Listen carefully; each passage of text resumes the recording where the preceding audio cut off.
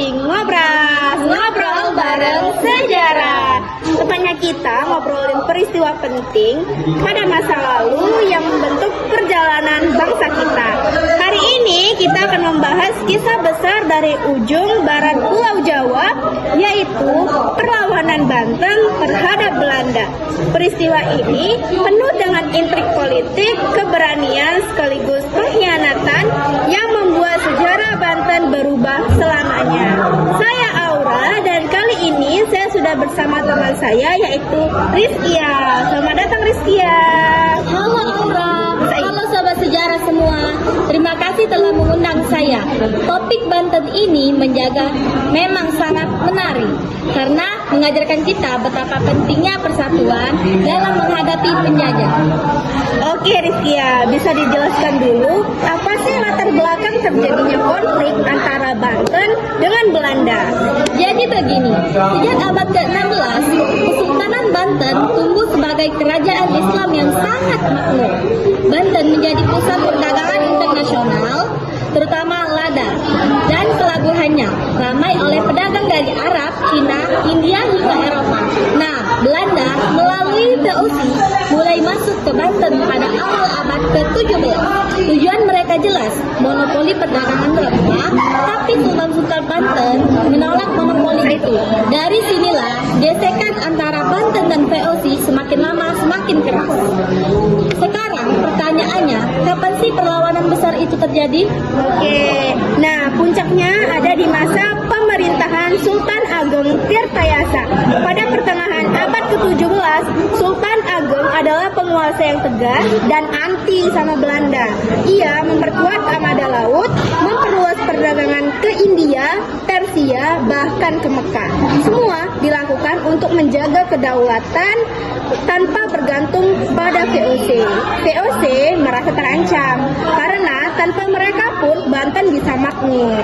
Nah, disinilah Belanda mulai licik. Mereka memanfaatkan konflik internal antara Sultan Ageng dan putranya yaitu Sultan Haji. Nah, jadi Rizkia, ayah dan anak ini saling berseteru. Sekarang kita mau bahas apa yang sebenarnya terjadi ya Rizkia. Jadi, Sultan Haji berbeda pandangan dengan ayahnya. Kalau Sultan Ageng menolak VOC, Sultan Haji justru merasa aman kalau bekerja sama dengan Belanda. VOC pun masuk mendukung Sultan Haji untuk melawan ayahnya sendiri. Terjadilah perang saudara sekitar tahun 1682 sampai 1683. Pasukan Sultan Ageng yang gagal berani akhirnya kalah dengan VOC. Membantu dengan senjata modern, Sultan Ageng ditangkap dan dipenjara di Batavia sampai wafat. Sejak itu, Kesultanan Banten berada dalam kendali VOC. Nah, lalu sekarang apa sih dampak kekalahan Banten ini bagi Indonesia, khususnya masyarakat waktu itu Rizkia? Oke. Dampaknya besar sekali. Pertama, Banten kehilangan kedaulatannya meskipun kesultanan masih ada. Tapi semua keputusan paling diatur VOC.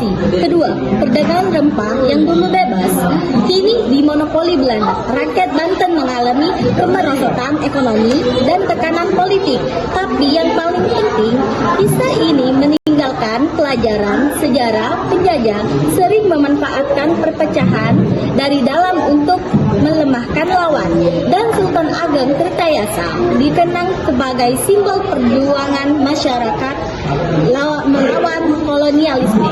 Nah, luar biasa ya sobat sejarah. Ternyata perlawanan Banten melawan Belanda bukan sekedar soal perang, tapi juga soal bagaimana melawan politik, pengkhianatan, dan persatuan bisa menentukan nasib sebuah bangsa.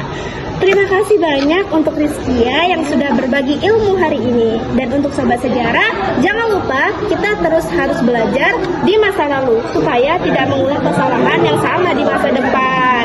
Oke, sampai sini dulu. Sampai jumpa di episode berikutnya. Hanya di